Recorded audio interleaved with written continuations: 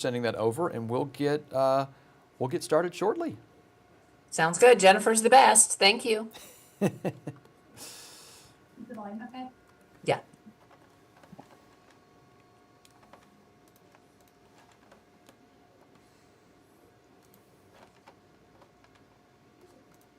My glasses look crooked. They probably are, but I think my face is crooked. Oh well.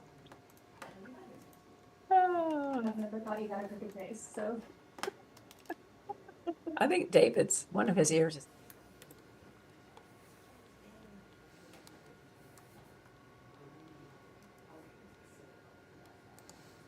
Folks, good morning and welcome to the Action News 5 Digital Desk. I'm Parker King. We're going to get to your top headlines, a look at weather, and how to get your hump day started here on the Action News 5 Digital Desk. But we've got a special guest here. It's one of our monthly visits. We like to give a little shout out to the suburbs. You know, we have Bartlett, we have Germantown, and now our latest guest here, Maureen Frazier, the mayor of Collierville. We've got a couple of great things coming up for the city, and just want to give her an opportunity to come on, start our show off, and give folks a little bit of an understanding about what's happening in Collierville. Mayor, good morning. First and foremost, how are you? Good morning, Parker. I'm doing great. Thank you. It's always a beautiful day in Collierville. No, it certainly is. You know, let's start off with some of the latest news. You know, we made headlines, just this week about the new Herald Live season, the concert series that we've got in the summer. Let's talk about that, putting that together, and what we hope to give Collierville and anyone else who's interested in that event. Well, the Cultural Arts Division of the Parks and Recreation Division, they're putting together the Herald Live series. This will be the second season, and there's 6 or 7 shows, and you can buy season tickets now. I purchased season tickets last year, and it really was a lot of fun. It's a variety of entertainment, and what's so nice is it's right here in Collierville. You can be there in 10 minutes. You know, go out to dinner before or after, and you don't have to deal with parking. It's just a great smaller venue. There's approximately 350 seats. So if you're going to get your season tickets, you need to go ahead and get them. But there's Colin Ray, I know, is one that's coming. There's great entertainment. And this year they're adding a puppy show, a live dog show. I think this is. Stop. I bought tickets for Awesome. that, so we'll see what that is. But I think they're trick dogs. I mean, like I get excited when the Great American Dog Show comes in. I don't know what it is, but when that event comes around, I'm just like, all right, let's cut it on. Let's see. So if we've got trick dogs coming as part of that, I'm interested in that. I think that's very important. Yes, well, good. Awesome. Well, that kicks off in July. Love it. So we can give a good preview to that, and we've of course got that on our website, actionnews5.com, where folks can learn more about getting those tickets to those events. So great to see that something in its second year had success last year, and we're able to offer it again and build on that, and obviously provide some different varieties of entertainment for folks. We had some interesting developments coming out of the Board of Mayor and Alderman meeting. 7 Brew Coffee, as I understand it. You want to talk more about that? Yes, the board approved Monday night the 7 Brew Coffee, and one unique, well, there's a couple differences in Collierville than what a typical 7 Brew Coffee will be. But our traffic engineer, Ms. Neetu Singh, worked with 7 Brew because the location is on Poplar Avenue, and as we know, Poplar is very busy. So Neetu worked with the applicant, and they are actually having not just a 2-lane drive-through, it will have a 3rd lane, and we won't have the blue neon lights.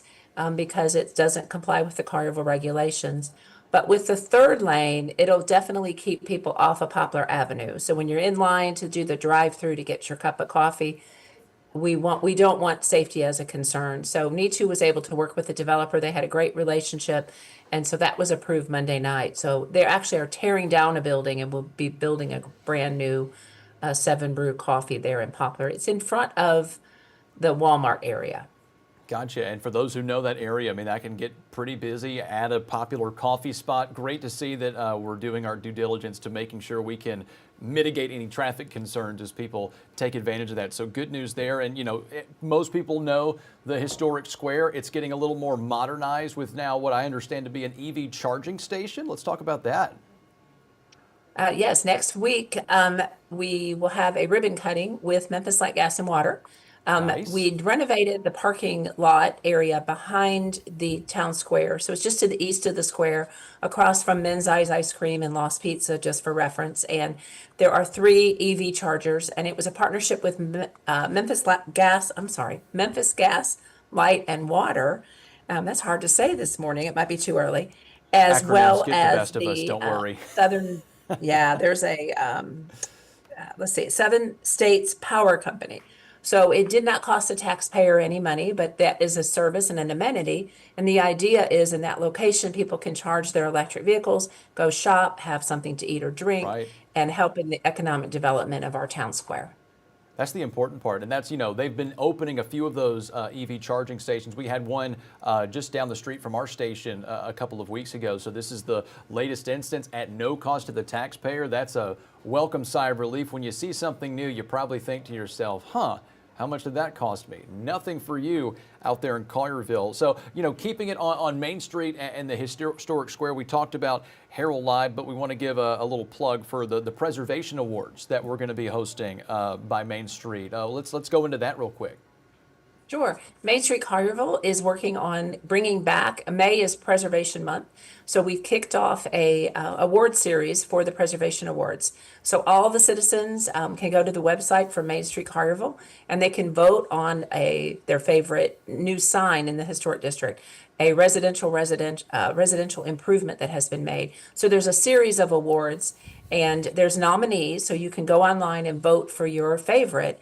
And then every fall, the Main Street Collierville group has a preservation party, and those awards will be given at the preservation party. So we want to take care of our historic town square. We want people to pay attention to it, and we know it is the heartbeat of our town. So anything anybody can do to keep it enhanced and beautiful, but the citizens have a say, and we'd love as many votes as possible.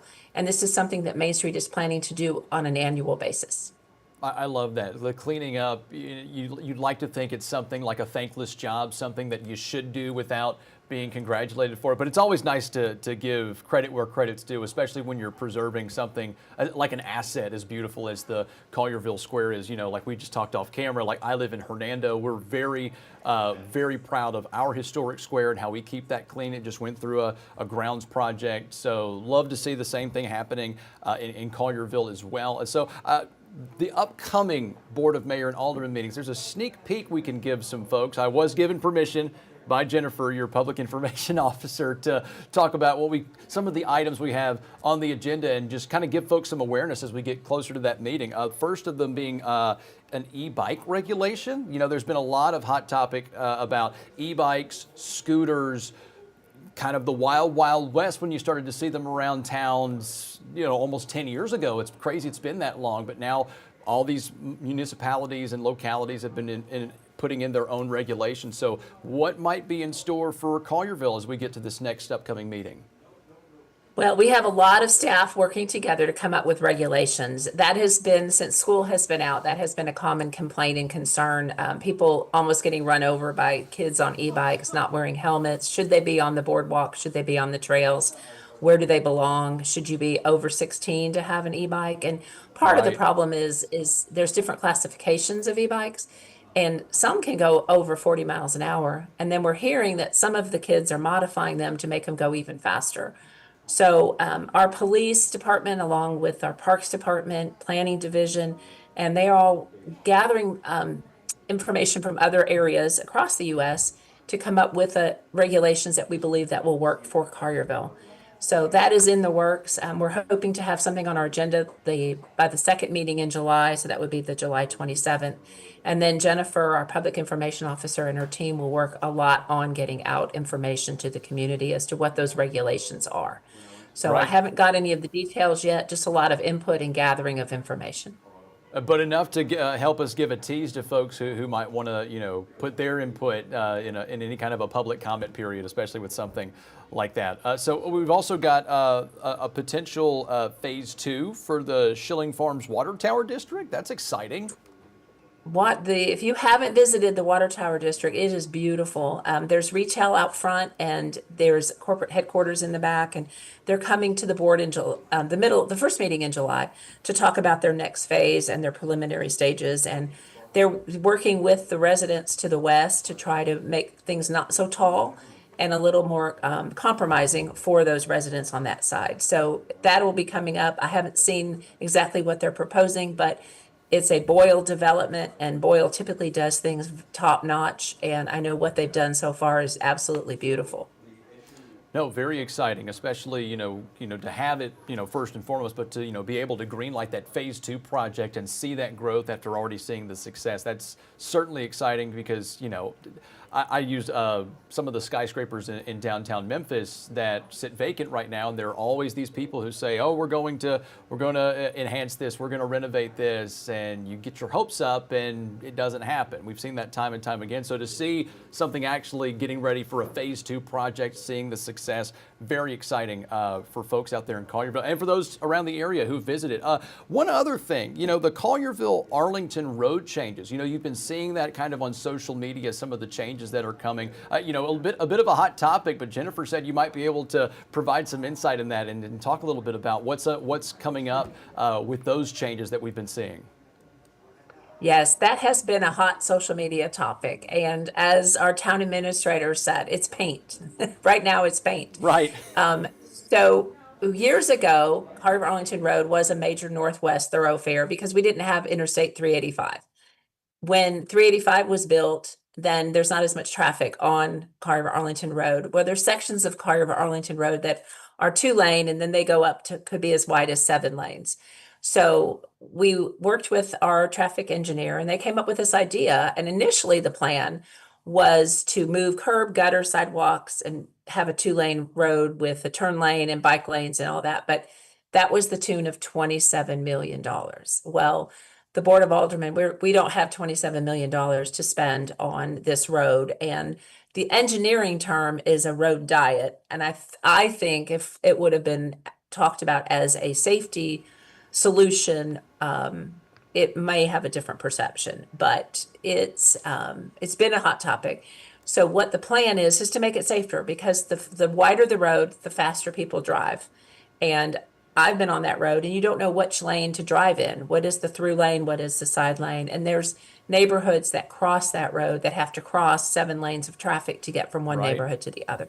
So it's all about safety, and this will be paint. It'll make it less. We're going to lower the speed limit by 5 miles per hour, and it'll make it safer for the residents.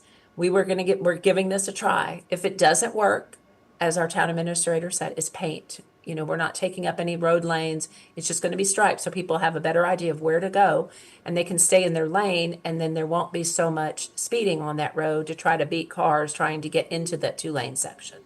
So If hopefully that anything, makes sense.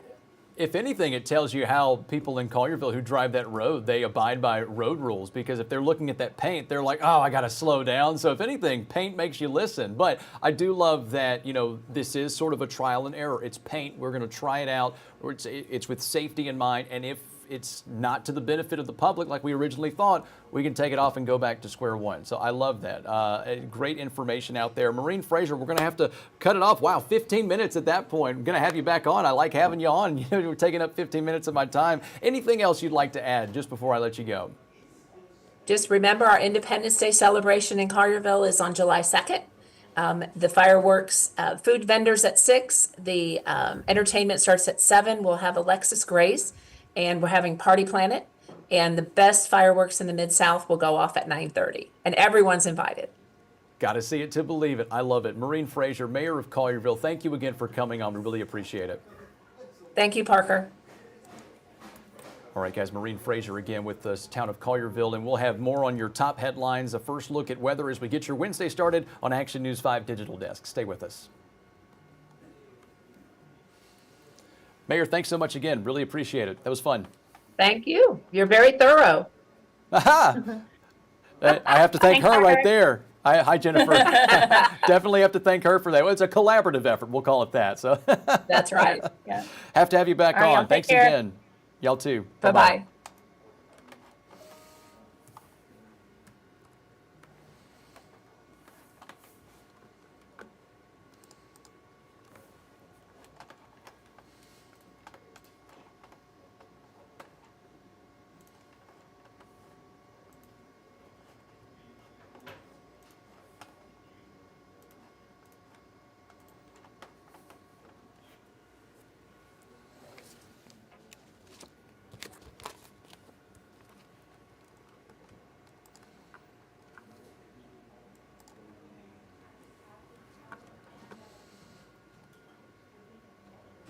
Folks, welcome back to the Action News 5 Digital Desk. I'm Parker King. Great interview again with Maureen Frazier. For those of you who are in Collierville or like to visit Collierville, something to look back on and get an understanding about what the next month looks like for that town in terms of events, Board of Mayor and Aldermen, very important stuff that you can be a part of and make your voices heard or participate if it's something that's fun. Here's a look at your top headlines, some things that we're following going back to our morning show starting at 4 a.m. We begin now with a shooting investigation. It was originally reported as Macon and Highland. However, it was upgraded to the 1000 block of Treadwell. This is just north of Treadwell Middle School in Treadwell Park.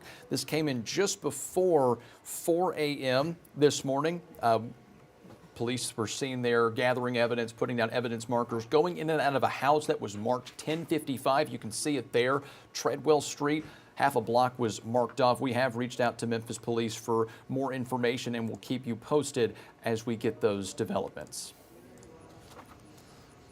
Also covering a shooting in downtown Memphis. This was the One gas station. That's the name of it, the One gas station near the intersection of, you can see it right here, Dr. Martin Luther King Jr. Avenue and Danny Thomas Boulevard. Officers saw a Nissan SUV with a driver's side window shattered because of gunfire. You can see there the driver's side tires also taken out from gunfire, flat tires. Multiple agencies seen there, Memphis Police, Memphis Fire, the National Guard. Our crew did see 2 ambulances leave that scene, one with sirens and lights, the other without. This is connected to another shooting scene near the intersection of E.H. Crump and Latham, also downtown about a mile away. We've reached out to police for that narrative, that preliminary data, and we'll report that when we have it. The third shooting that we're bringing you this morning is Memphis police say a burglar suspect is in critical condition after being shot by a tenant at an apartment complex. It was a very heavy presence with the police chopper you can see there. This happened around 3:15 yesterday afternoon at Greenbrook at Shelby Farms. The suspect allegedly broke into the apartment, and later the investigators tell us that the tenant walked in and found the suspect taking his TV off of the wall. The tenant told the officers the suspect reached for a black bag, and that's when he fired twice. Officers later found the suspect with critical gunshot injuries. He is still, at last check, in the hospital. In entertainment news, a woman who says she helped build Memphis rapper Moneybagg Yo's brand is now suing him for $100 million. The lady, Sherry Jackson Floyd, claims she served as a manager for Demario White, better known as Moneybagg Yo, and invested her own money, credit, and business experience to help grow his career. She says a handshake agreement promised her a share of the earnings, a salary, and other perks. That case is scheduled for a court hearing on July 16th. To North Mississippi now, where funeral services have been announced for 1-year-old Cohen Wiley, the toddler who was shot and killed by a Senatobia police officer just over a week ago in the local Walmart parking lot. It's a heartbreaking story which has people protesting and pushing for transparency in the city. Visitation is Friday from 4 to 7 p.m. at Senatobia Church of Christ on Gilmore Street. The funeral will be Saturday at 2 at Hosanna Family Worship Center in Pope, Mississippi. A memorial, this is what you're seeing here, still stands outside of that Walmart on Highway 51 where Cohen lost his life. Civil rights attorney Ben Crump, who's representing the family, says an independent autopsy on Cohen's body is being performed while also requesting all surveillance footage from that afternoon to be released. After the break, we'll have more headlines for you and hopefully a first look at weather as we get your Wednesday started here. Stay with us, guys.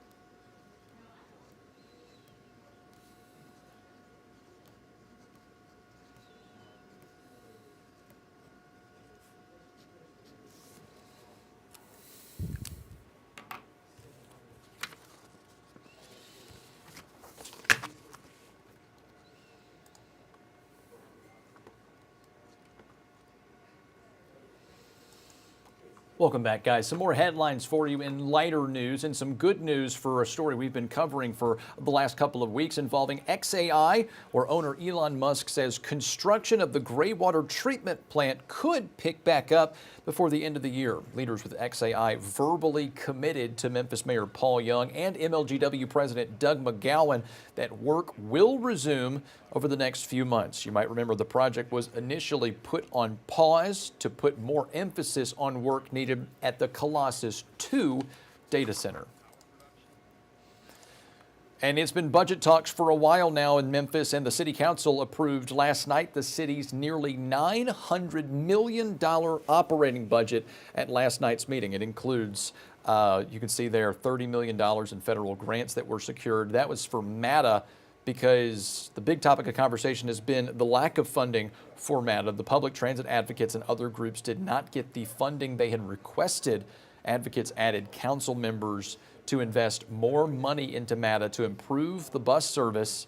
Earlier in the day, MATA released new numbers showing improvement, but advocates say that the state of transit is affecting the city's economic growth.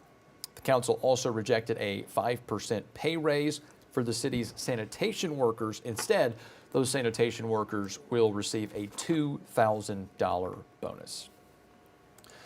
Well, it's no secret buying a home ain't cheap, and in Congress, a bill designed to tackle housing affordability is heading to the desk of President Donald Trump. The legislation encourages developers to build more homes and local governments to reform zoning laws and lift permit restrictions.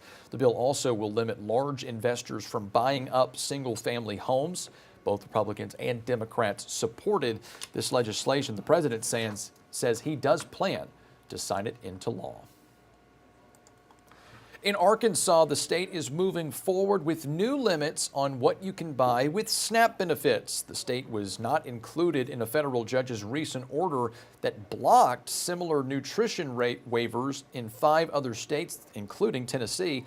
Now, this means Arkansas's waiver is set to take effect July 1st. Under the change, SNAP benefits can no longer be used to buy certain items, including candy, soda, and other unhealthy drinks. State leaders say the goal is to encourage healthier food choices for families who are using the program.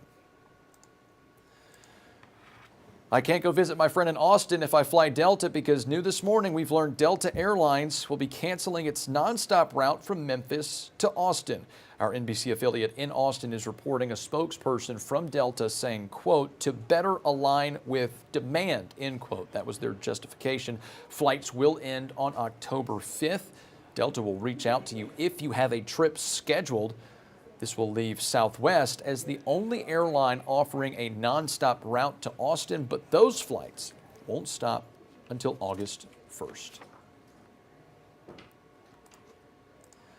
Well, if you had tickets to see Alabama, you have another chance to check them out if you missed it to grab tickets. The concert at Memphis Botanic Garden has been rescheduled for Thursday, September 3rd. That says 9th. My script says 3rd. Trust the graphic, folks. June 13th was the date and was rained out. Of course, remember the rain. Now, you can use those tickets for the new date or get a refund. You have until August 20th to make a decision.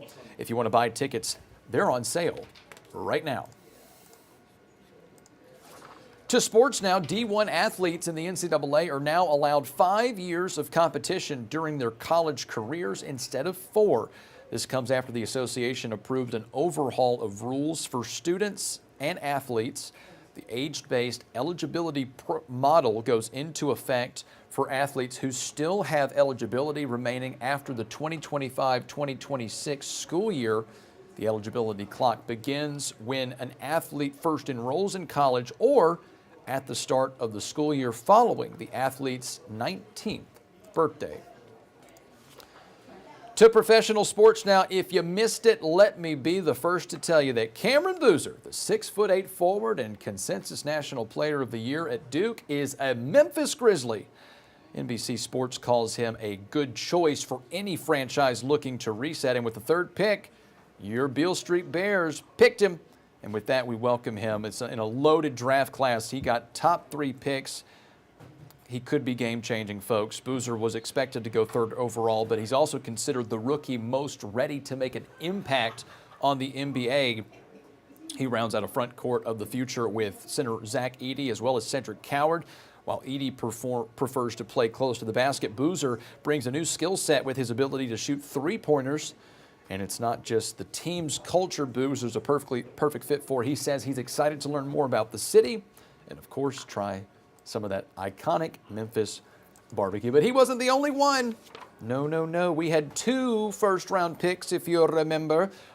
And the Grizzlies selected Kareem Lopez. Now, this was a bit of a confusing one. I myself was asking what's going on here because the Grizzlies traded down not once but twice from the 16th to the 17th pick, and then finally getting Kareem Lopez at the 21st pick. The 19-year-old is the first ever Mexican-born player drafted in the first round, and he spent time playing professionally in New Zealand already. Now, in the process of trading down, the Grizzlies received 5 future second-round picks. All right, Zach Kleiman is playing chess, not checkers. Now, they'll start out round 2 of the draft with the 32nd pick. And if you don't know, the Action News 5 sports director, Doc Holliday, is in New York right now. He got exclusive interviews with both Cam Boozer and Kareem Lopez. You can only find those interviews on Action News 5. He's up there to bring you the latest from the second round, and we're very excited for this new era of Grizzlies basketball and what these rookies are going to be bringing to this young core that we were already putting together. Stay with us, guys. More Action News 5 when we come back.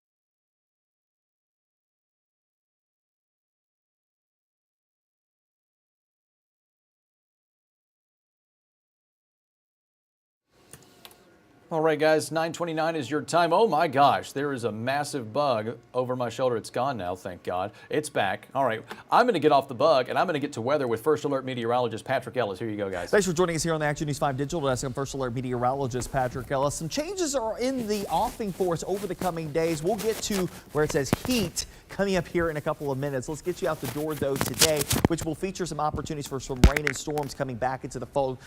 Partially because of a frontal boundary that's stalled out to our south, and it will act as a train track for these little disturbances to ride along it. These little disturbances will kick up some shower and storm chances. So back and forth between clouds and sunshine as we go through the course of your Wednesday. Looking back out to the west, it's 4 or 5 o'clock this afternoon. Could be an active afternoon for central Arkansas, but eventually that little batch of rain and storms will help to spark more scattered downpours down that boundary as we head through this evening and into the overnight period across eastern Arkansas, portions of West Tennessee, and northwest Mississippi. That's where we'll probably see the best chances for rain and storms overnight tonight into the early hours of tomorrow. Now, with some heavy downpours in the areas that saw heavy rainfall on Monday, some spots including Poinsett County seeing like 8 inches of rainfall, it is possible that we could have some flood concerns to contend with as we head into the early morning hours of your Thursday as that system comes and goes. Now, the system will fade away as far as coverage of rain is concerned for a couple of hours after sunrise, but then we'll have some spotty activity redeveloping through the course of the day, back and forth between clouds and sunshine, middle and upper 80s as we head through your Thursday. As we get ready for the front to continue its trek farther to the north as we head through the overnight period of your Thursday into early Friday. Keep in mind, again, we're still going to have these back and forth opportunities for rain and storms that we'll contend with as we head through that time frame. So If you're looking at the higher rain chances, it's actually kind of devil in the details type of situation. Again, overnight, Wednesday to Thursday, bridging that gap, and then again, Thursday to Friday, bridging that gap. The chances for rain will go down as that front works its way farther to the north as we head towards Friday. High temperatures will top out closer to 90 degrees, and with the coupled humidity levels, yeah, things are going to be changing up in a big way. One of those reasons is because of a big ridge of high pressure that is going to be building on top of us as we head through the course of the weekend. This is not the strength of the high just yet. It's probably going to hit its peak when it comes to the heat as we head through the mid portion of next week. You see that darker shade of red right there. That is an indicator of a very deep seated high pressure center. They'll take us through the course of your weekend and the start of next week. Sweltering heat, and underneath that ridge of high pressure, remember, you're not going to see very much in the way of rainfall. Remember, high pressure is sinking air. So as the sinking air compresses, that's what's going to heat up the atmosphere. The days of sunshine that we get leading up to this will help to dry out the atmosphere a bit, and also the drying out of the ground. And when you do that, that's going to eventually lead up to a hotter temperature regime that will likely take us into next week. So be prepared for the heat and humidity combination. That will be a big story for us as we head through next week here across the Mid-South. Expanding this out to the next 10 days, we're looking at not just heat and humidity, but it's going to be a long trend of that will take it all the way through. Guess what? Yes, the 4th of July holiday. So we're looking at probably about 7 to 8 days straight of highs in the middle and upper 90s here across the Mid-South, including for the 4th of July holiday, which is just beyond this 10-day forecast. So again, some showers and storms, hit and miss in variety here today. A bridge of scattered showers and storms overnight tonight, early tomorrow morning. Then we will have a downward trend in rain chances for your Thursday, but the temperatures start to creep up slowly but surely. Humidity levels following suit along with that as well.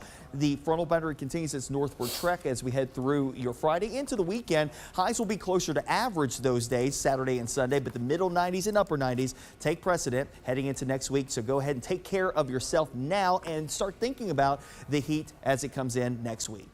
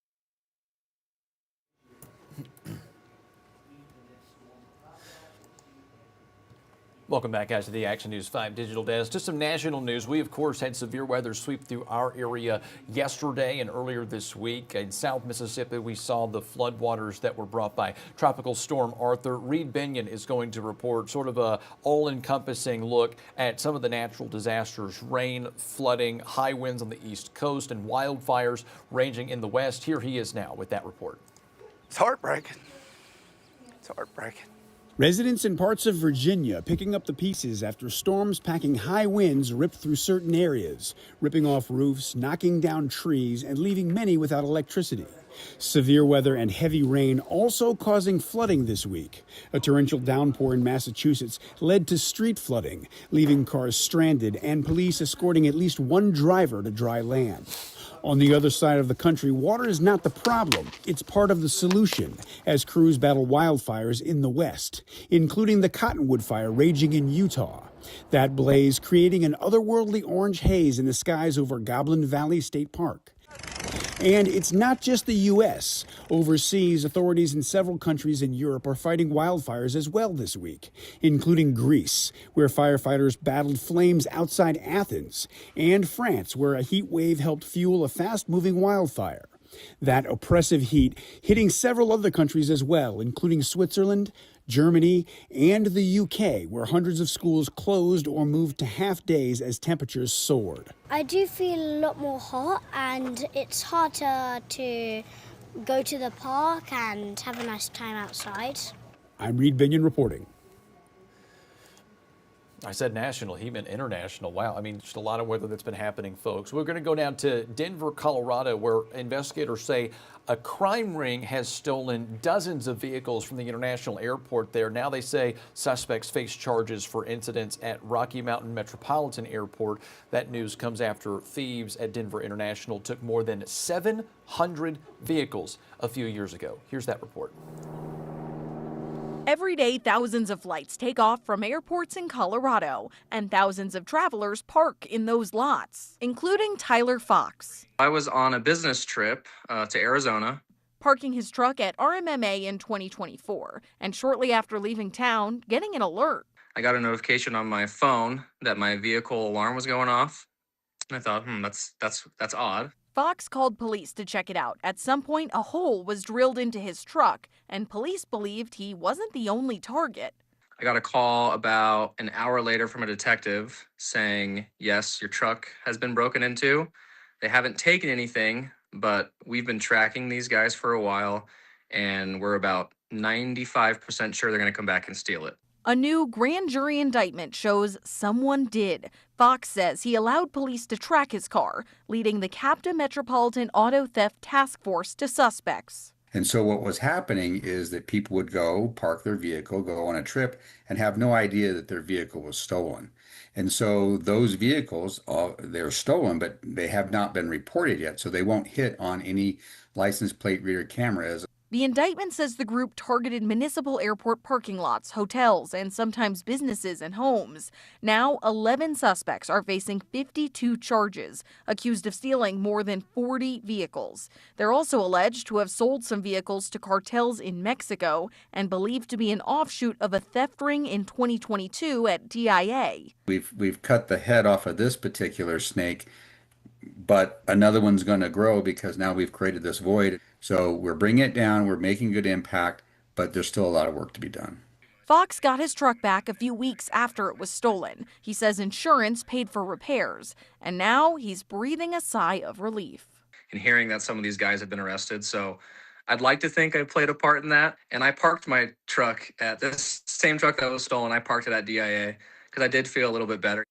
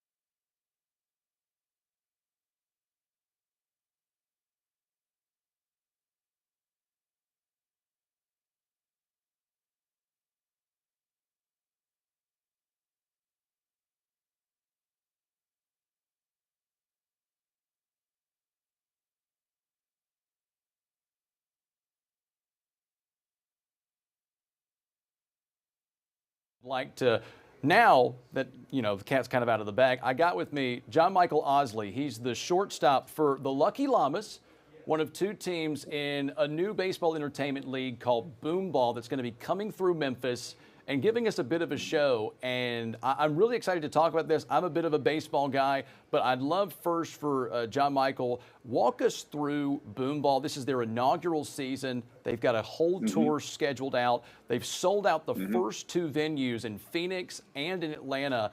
I think they've got a couple more stops, or maybe one or two more stops before Memphis, but a lot of expectation here. Very excited to talk about this. John Michael, good morning. Give us the spiel first and foremost for Boom Ball. Good morning. Yeah, good morning. Well, Parker, thank you so much for having me. It is such an honor and a gift to be here. I really appreciate it. I'm also glad that we worked through the technical difficulties. Again, like I said, I feel like we're friends already. So that's too good. kind. Yeah, Boom Ball is an incredible and amazing experience. It's basically just baseball reimagined. So the whole thing is we took the fundamentals of the game of baseball, which is something that me and so many of the other players have been playing for our entire lives. And we're like, okay, how can we make this as fun as possible? Right? What are all of these different elements that we can do to just make it as entertaining in this amazing live show so that when everybody shows up at the park, they just have a smile on their face the entire time? No, I love that. And like we were talking during the break, I feel like there's a hunger there. Like we're not, we don't have to talk about like the quasi competitor, but we had Banana Ball recently come through Memphis, sold out. We were talking about some ticket sales, and we'll talk about that toward the end. But the launch day steel tickets that are available for folks when this season is announced, we sold out here at AutoZone Park. So at the very least, we're going to have roughly 200 people there. And I imagine those ticket sales are going to generate more. But, I mean, there is a hunger here. I want to talk about how you got into this first and foremost. I read up on you a little bit. You had a very good college career playing D3. You came back and did some coaching. How do you get involved in something like this? Who reached out to you to get you to be a part of this this fad of like this entertainment baseball that's sweeping the country? Yeah, no, it's honestly, it was such a God-led thing. It was such a gift for me because like you said, I played baseball. My dream, like a lot of kids playing, was to play in the major leagues. That was the dream. That was what I was chasing. And then life kind of had a little bit of a different path for me. And I kind of chose to move on from baseball and just start to discover like the other things that I was interested in my life. And so for me, I had kind of moved on, kind of let baseball go. I did coach for a little while, but then I was kind of like, okay, like, what else am I interested in? What else do I love? And so I actually started I started my own business, and I became a life coach for former athletes. So helping guys move from, playing their sport to what happens next. And actually through that journey of entrepreneurship, I got in touch with DC Banks, who's another one of our awesome players. And he had this opportunity that he had got connected with through a couple of networking options for him. And then, he reached out to me and he's like, dude, I think that you'd be a perfect fit for it. Do you want to meet with, the head of the company and see? And to me, it was such a testament to how when you surrender things and you choose to let go, that it can come back to you bigger and better than ever before, which that's how I feel about Boomball. Because for me, I love the fun aspect. I love the kids. I love just getting to put smiles on their faces. That's why I wear my smiley face pin. To always remind myself that that's what it's about. And I think that when I played, I had a lot of pressure. I played with a lot of pressure. And I think now there's no pressure. It's just for the pure joy. And that's what I want to help these kids understand is when you play the game, like just play it for fun and play it because you love it. And there are some fun aspects to it. Like, give folks a breakdown of sort of the gameplay. Each inning is something different. It's something that engages with fans. It gets a little whimsical, which I'm all about. But you're right. It's such a high intensity, high pressure game. But at this point, I mean, you see it. I don't want to use Banana Ball, but you got a lot of like former MLB players who come back, and there's almost like a joy to it. And so I feel like this is something that Boomball is trying to introduce is a fan interactive game that makes it fun for quite literally the whole family in more ways than one. Give us a breakdown of the inning by inning play for Boomball. Yeah, absolutely. So that's one thing that I absolutely love about Boomball is the level of creativity and the collaboration. Us as a company, like everybody that's involved from the leadership team to the players to the coaching staff to everybody we're designing and crafting the show together and along with the fans, right? So fan feedback is so important for us, which is why Arizona and Atlanta were so huge because we got to really try things out, test out these ideas, and then see what the fans wanted and what they liked. And so for us, we have engineered and crafted the show with them in mind every step of the way. So every inning is different, which is so fun. So inning one is speedball, which is basically there's no strikes, no balls, and no outs. It's just how many runs you can score in 5 minutes. And so basically it's just like constant action. Then inning two is trick ball. So it's basically the same concept, but now if the defense makes a trick play, they get an extra run added to the board, which is super fun. Inning number three is fan ball, which is where now the fans, so the playing field expands to the entire stadium. So every ball is in play. So basically the fans literally get to be a part of helping us get outs and score runs and all of those things. And then I believe inning number 4 is, we actually have kind of been kind of switching around a little bit. But we have or inning number 5 is the softball inning. So we have like amazing softball players from like different areas that are going to come from each city. And then we try to put baseball players against softball pitchers, which I am telling you, Parker, having faced the softball pitcher myself, that is so challenging. It is such a difficult thing. And then, sorry, I just remembered inning number 4, sorry to backtrack, is buddy ball, which is basically where we have fans come out onto the field with us and help us play. So it's a little bit chaotic, but it's so fun. Yeah, exactly. And then inning number 6 is our derby duels. So we have like, chaos and llamas, going back and forth and competing in a home run derby. So it's so incredible to get to be a part of. And that perfectly segues, talking about softball. This is a co-ed league, and I think that's also an important aspect because you're reaching 2 different demographics, being your baseball players and your softball players. So if it's buddy ball or if it's the fan interaction, like there are some aspiring softball players who can come out on the field and they can be like, okay, these are maybe players they've looked up to, or maybe players they want to be. We've got the College World Series going on right now. A lot of big softball names are kind of in the headlines right now. So what does that mean to incorporate like a co-ed environment as you make this tour across the country with this inaugural season of Boom Ball? Yeah, it's absolutely one of my favorite parts about Boom Ball, to be completely honest, Parker. The women that we have on our teams are incredible. They're so talented. And, one of my favorite moments from like Arizona and Phoenix, really, it was actually in Arizona. So we had a girl named Dallas come and pitch, and she had pitched in Japan. She was like an Olympic pitcher. She was like a 3-time All-American. So absolutely incredibly talented. And one of my favorite moments in Arizona was there was a little girl that came up to me and she goes, "Hey, I really, really, really want Dallas's autograph. Can you can you go get her for me?" And she was like so excited. And so I went and found Dallas and I was like, "Hey, like, I need you to come with me. There's this little girl that really wants to meet you." And that was one of my favorite moments because I think it's beautiful to see that,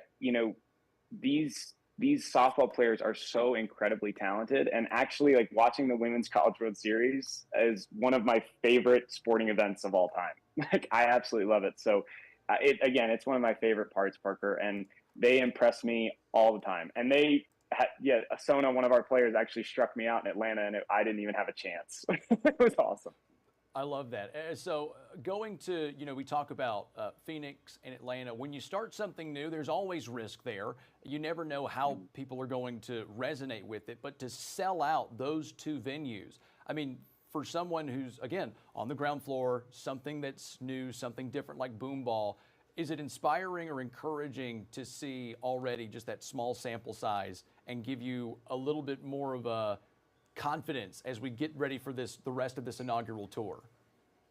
Absolutely. I think, in anything in life, like you can have an idea and you can be like, yeah, I really think this is a good idea. Or you can like go to the people that you trust and you're like, hey, like, what do you think about this? And like, you can have things that you're like, yeah, I think this could work. And then, but you really don't know until you actually go out there and do it.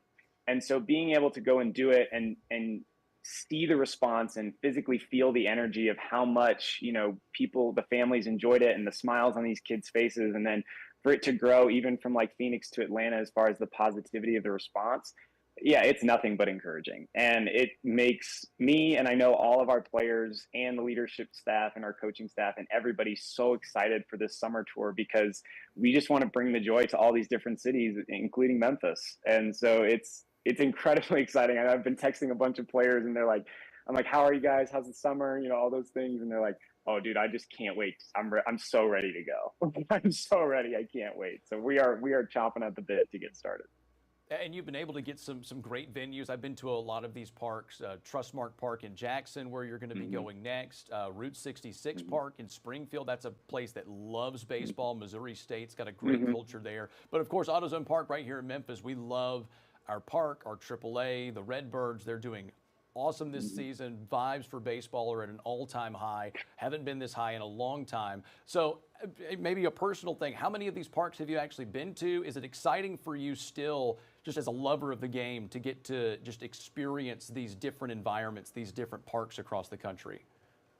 Oh, absolutely. It's a dream come true for me. I haven't actually been to a lot of minor league parks, but that's something I have always had a special place in my heart for minor league baseball, because those cities that those parks are built in, right, where there isn't like a major league team in that city, there is such a deep love for baseball. Like I remember in Atlanta, there was a couple that came down, and they were kind of doing like a meet and greet on the field, and they were saying that they just travel all around to minor league parks and they love it because it's such an intimate setting, and the community loves baseball. And for me, as a kid that had the dream of playing in the majors, to play on these fields where major leaguers have played is an unbelievable gift. And I think that, that's been a big thing with the Boomball leadership team, and what they've really wanted to do is partner with cities that have a deep love for baseball. That's been a big thing that they have honed in on. And I think that that's really important because,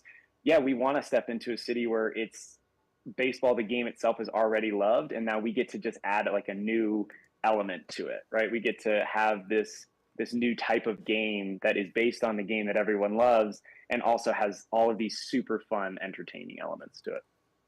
I love it. So you can get your tickets, folks, at boomballtour.com/tickets, just all one word, boomballtour.com/tickets. For here in Memphis, tickets start at $25. They go up if you want to get more premium seating, but get you in the door at $25. That is coming up, I believe, June 27th. So the end of this month, we've got a bit of a month. John Michael, we're wrapping up on this interview. Elevator pitch for folks who might have just hopped on. Elevator pitch for Boomball. What can folks expect? I imagine $25 is a pretty good price. What are they getting for their money with this inaugural tour with Boomball? Elevator pitch, final thoughts. Go. You are getting 2+ hours of smiling, laughter, fun, joy, and things that you have never seen on a baseball field before. Oh, wow. That's a short elevator ride. We're going from the first to second floor, but I love it. No, I love Hey, it. I'm He is just John telling Parker, Michael I was telling him Osley. what did. No, you answered my question. You gave me the request. So he's John Michael Osley. He is the shortstop for the Lucky Llamas as part of this inaugural season of Boomball, the latest in baseball entertainment, coming through Memphis at AutoZone Park on June 27th. We're excited to have you. John Michael, thank you so much for joining us. We really appreciate it. Yeah, thank you, Parker. And thank you, everybody. Hopefully we'll see you soon in Memphis.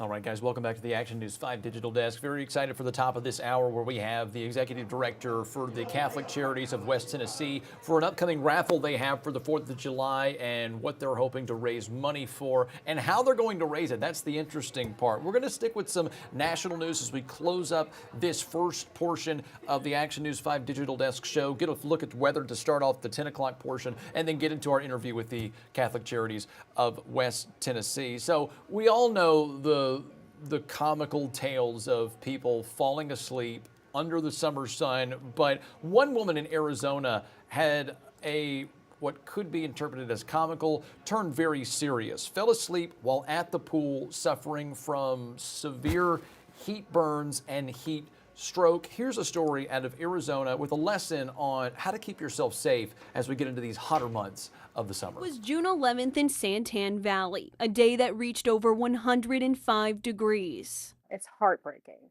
82-year-old Betty Lou Summer was lounging at her community pool when she dozed off in a chair with metal armrests.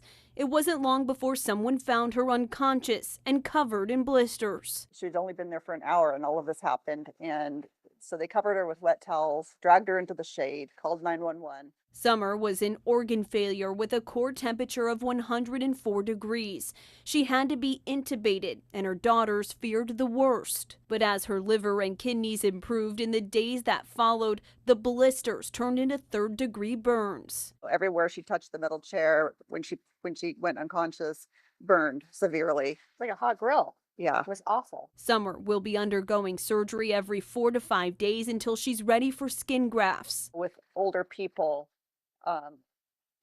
their skin is very thin. There's not a lot of fat, and it's also very, I guess, papery, I guess you could say. So it tears very easily. And for her, it was really hard to find healthy tissue. Her daughter, Michelle Gabbert, who's also a doctor, says her mother's age and thinner skin made her more susceptible to the sun and heat. She was wearing a floppy hat and sunscreen, which protected her face, but not her body. It's really hard to see your family like this. And, you know, it's something I've seen patients like this and I've seen their outcomes. And I know, you know, that it's even a miracle she's made it this far, really. She's warning others of how dangerous the sun can be, especially for seniors and children. She encourages everyone to drink lots of water and wear sunscreen and protective clothing. When it's this hot out with the sun up, you know, in the middle of the day, and it's no joke. I mean, you know, we realize within an hour this can happen. Important information to note. And on that note, we will get another look at weather with First Alert meteorologist Patrick Ellis as we get into this 10 o'clock portion of the Action News 5 Digital Desk. Thanks for joining us here on the Action News 5 Digital Desk. I'm First Alert meteorologist Patrick Ellis. Some changes are in the offing for us over the coming days. We'll get to where it says heat coming up here in a couple of minutes. Let's get you out the door, though, today, which will feature some opportunities for some rain and storms coming back into the fold, partially because of a frontal boundary that's stalled out to our south, and it will act as a train track for these little disturbances to ride along it. These little disturbances will kick up some shower and storm chances. So back and forth between clouds and sunshine as we go through the course of your Wednesday. Looking back out to the west, it's 4 or 5 o'clock this afternoon. Could be an active afternoon for central Arkansas, but eventually that little batch of rain and storms will help to spark more scattered downpours down that boundary as we head through this evening into the overnight period across eastern Arkansas, portions of West Tennessee, and northwest Mississippi. That's where we'll probably see the best chances for rain and storms overnight tonight into the early hours of tomorrow. Now, with some heavy downpours in the areas that saw heavy rainfall on Monday, some spots including Poinsett County seeing like 8 inches of rainfall, it is possible that we could have some flood concerns to contend with as we head into the early morning hours of your Thursday as that system comes and goes. Now, the system will fade away as far as coverage of rain is concerned for a couple of hours after sunrise, but then we'll have some spotty activity redeveloping through the course of the day, back and forth between clouds and sunshine, middle and upper 80s as we head through your Thursday. As we get ready for the front to continue its trek farther to the north as we head through the overnight period of your Thursday into early Friday. Keep in mind, again, we're still going to have these back and forth opportunities for rain and storms that we'll contend with as we head through that time frame. So if you're looking at the higher rain chances, it's actually kind of devil in the details type of situation. Again, overnight, Wednesday to Thursday, bridging that gap, and then again, Thursday to Friday, bridging that gap. The chances for rain will go down as that front works its way farther to the north as we head towards Friday. High temperatures will top out closer to 90 degrees, and with the coupled humidity levels, yeah, things are going to be changing up in a big way. One of those reasons is because of a big ridge of high pressure that is going to be building on top of us as we head through the course of the weekend. This is not the strength of the high just yet. It's probably going to hit its peak when it comes to the heat as we head through the mid portion of next week. You see that darker shade of red right there. That is an indicator of a very deep seated high pressure center. They'll take us through the course of your weekend and the start of next week. Sweltering heat, and underneath that ridge of high pressure, remember, you're not going to see very much in the way of rainfall. Remember, high pressure is sinking air. So as the sinking air compresses, that's what's going to heat up the atmosphere. The days of sunshine that we get leading up to this will help to dry out the atmosphere a bit, and also the drying out of the ground. And when you do that, that's going to eventually lead up to a hotter temperature regime that will likely take us into next week. So be prepared for the heat and humidity combination. That will be a big story for us as we head through next week here across the Mid-South. Expanding this out to the next 10 days, we're looking at not just heat and humidity, but it's going to be a long trend of that will take it all the way through. Guess what? Yes, the 4th of July holiday. So we're looking at probably about 7 to 8 days straight of highs in the middle and upper 90s here across the Mid-South, including for the 4th of July holiday, which is just beyond this 10-day forecast. So again, some showers and storms, hit and miss in variety here today. A bridge of scattered showers and storms overnight tonight, early tomorrow morning. Then we will have a downward trend in rain chances for your Thursday, but the temperatures start to creep up slowly but surely. Humidity levels following suit along with that as well. The frontal boundary continues its northward trek as we head through your Friday into the weekend. Highs will be closer to average those days, Saturday and Sunday, but the middle 90s and upper 90s take precedent heading into next week. So go ahead and take care of yourself now and start thinking about the heat as it comes in next week.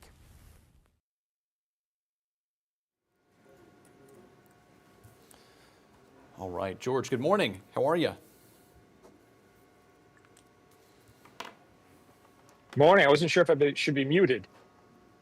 No. We're all good. We're in break right now. I was nervous. But, we're having an issue with like Zoom connecting to Outlook. So sometimes it does send those Teams invites. So I saw that you hopped on. I'm like, wait, I got to tell him. I actually didn't know it was Zoom. I thought I was waiting for you all to arrive here. So I saw I think you sent an email just a minute ago. I was like, oh, shoot, I got to get on.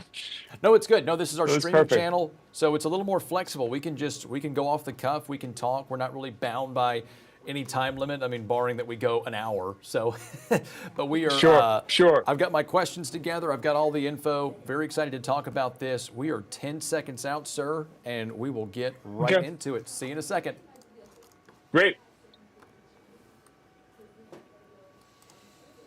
All right, guys, welcome back to the Action News 5 Digital Desk. As I teased at the right before the 10 o'clock hour, we've got an exciting interview about an upcoming raffle from the Catholic Charities of West Tennessee, and I have to tell us more about it is the guy heading it all up. We've got George Nixon, the executive director for the Catholic Charities of West Tennessee. George, I'll go ahead and just put the cat out of the bag. We have a very rare bourbon collection that we are raffling off as part of an effort to raise money for the good work that the Catholic Charities of West Tennessee does for its area. So I want to talk first and foremost about this collection, how we came upon it, and how we had this idea, hey, we can use this for the benefit of the work that we do in West Tennessee. Good morning. Let's talk about this.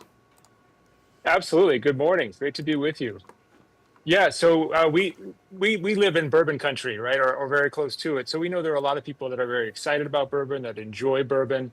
And we thought, there's a lot of people that are excited about our work and enjoy our work. What if we just combined the two, kind of a fusion, if you will, right? And so we had this idea. It was really our director of development, Mike Goffner. He said, what if we raffled off a very hard to find suite of Pappy bourbon? And we linked it with the 4th of July, calling it the Pappy 4th of July bourbon raffle. And it's a collection of 6 bottles valued at about $10,000. It was hard for us to even get our hands on. And every ticket costs $100, and we're selling 2,000 tickets. And so it's just been a lot of fun to see people get involved, get to know our mission a little more, get excited about bourbon. Just a great little fusion of interests. I love it. I get excited about bourbon, but you're right. I mean, this is something that's very hard to come by. I got to try my wife's uncle's 10-year bottle of Pappy Van Winkle, but even that, right? a sip, and I thought, wow, this is a little out of my price range, but happy to partake. We have I've got it written down. We've got a 10-year, a 12-year, a 15-year, a 20-year, a 23-year, and to top it all off, a a 13-year aged bottle of the Winkle Family Reserve Rye. I'm very curious. You say you had a hard time finding it. I mean, this is quite the collection. Retail, you're right, is in the $10,000 plus range. How did we happen upon this? Yeah. A very anonymous donor that I'm not allowed to talk about, or what? What was the reason behind So this? yeah, I won't reveal names, but we know We'll a lot keep of it people secret. obviously who are involved in our mission and support what we do. And so among them is a very generous distributor that worked closely with us to help us source this. But even for him, it was difficult. So we're very grateful to them and all the ways that they support us all the time. But this particular project was something that they really dove into. And again, it was a challenge even for them. So we know how rare this is to find, and we're just so proud to be able to sponsor this. I mean, that's a great link to have for something like this, because I mean, it works out to where tickets are $100. You know, some might see that as a lot, but in the grand scheme of things, it's a chance to get something that's well worth 100 times the amount of that ticket. And you know, channeling the math of my accountant father, you know, this stands to benefit about $200,000 toward the Catholic Charities of West Tennessee. You know, your group benefits about 41,000 people in your region. You know, what are some of the things Right. that the proceeds from this will go toward? You know, for those who aren't aware of your organization, you know, what are some of the things that this would go toward? Yeah, so a big part of our effort is really solving the homeless crisis in Memphis, so what we do really is we meet people where they are on their journey. We have an outreach center right on our campus where we see about 200 to 250 people a day coming for meal, coming for hot coffee, coming for conversation and community. And we call that area our front porch. And our goal really is that our front porch becomes our front door. When people are ready, you wouldn't know this if you're not in this field, but you can't just force services on people. They have to really raise their hand. In order to do that, you really have to build rapport and trust. So we do that. We spend a lot of time doing that. And then when people are ready and they trust us enough to share their burdens and share the journey that they're on, they come in for additional services like housing and case management. We also do a lot of outreach to those who might call the working poor, specifically around food insecurity. So we have a network of mobile pantries where people can come and get free groceries. And our goal there really is to offset expenses, because a lot of the folks that we're supporting through that are often having to choose between paying my electric bill and eating this week, right? So we aim to eliminate that choice and really, so you can have both, right? You can eat and keep your lights on. So we're doing a lot of things also for families, so specifically new families. If you think about when a baby's born, that can be a really kind of financially straining time for a family. Those one-time purchases that are very expensive, like car seats, pack and plays, Sure. et cetera. Mom may or may not be able to work at that time. And so we do a lot of work to support those families during that particular time. I love it. A noble cause, and you know, like you said, kind of a fun way to do it. So I'm going to throw up the information on where folks can find the ticket information, where they can purchase it online. Let's get to the drawing. So 4th of July, 2 o'clock, we're going to be doing a drawing. How can folks tune in? Is this an in-person drawing? Will it be live streamed to YouTube or social? Tell folks how we can find out who wins, and then I'll throw up the information as you say it.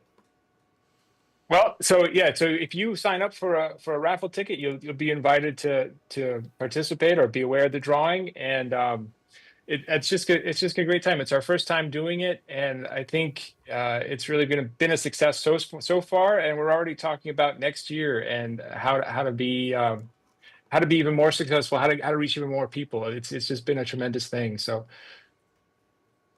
No, I love it. And so for those who look at this, they hear about, you know, some of the work that you do here in and around Memphis, but maybe they're not into bourbon, but they still want to participate. You know, what are some other events that we've got throughout the year that Catholic Charities of West Tennessee does for fundraising efforts, and let folks know how they can get involved?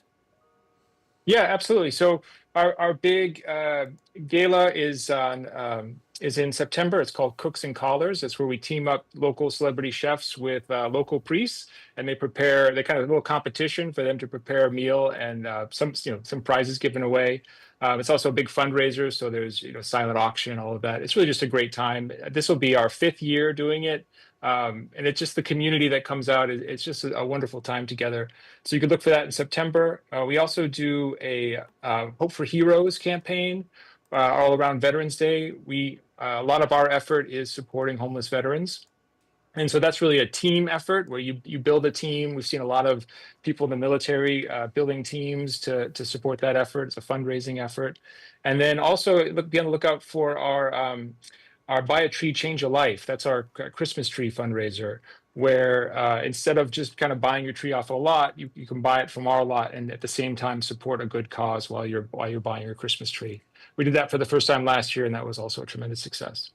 I've personally participated in Buy a Tree, Change a Life, so that is a great cause, personal testament to that. And, folks who don't know, that website is going to be just simple, ccwtn.org,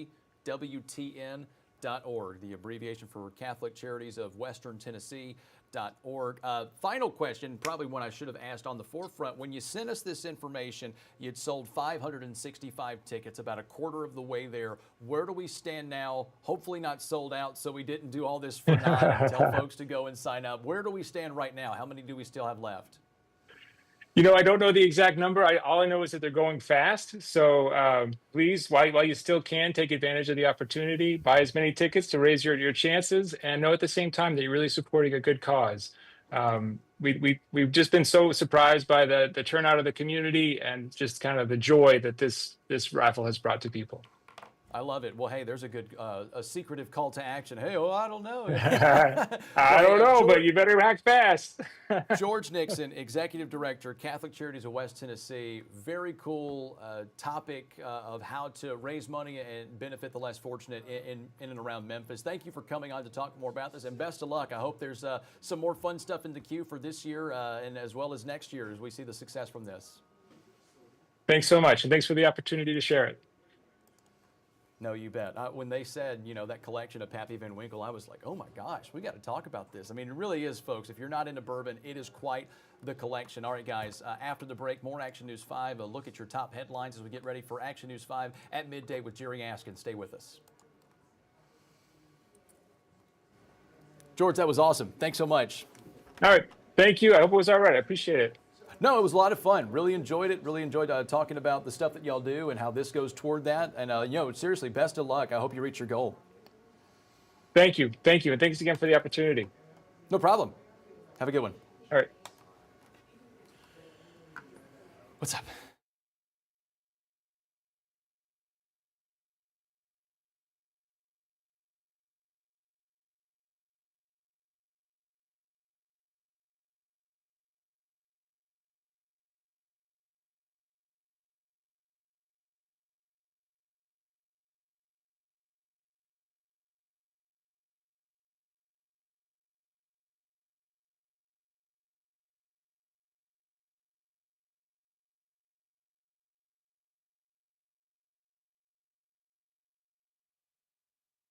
Doing a bit of a media tour to talk about his latest album release, True South. It's out now. It's been out for about a month, and we're talking about it. Rodney, I'm going to get the fan out of the top because I got to tell you, I don't mean to date you. I turn 32 next month, but when I listen to songs like Watching You, I am teleported back to my dad's truck being taken to football practice in the mid-2000s. So, I mean, you're a part of my childhood and a lot of childhoods, at least here in the South, in Mississippi, in the Mid-South. So I want to thank you first and foremost for that.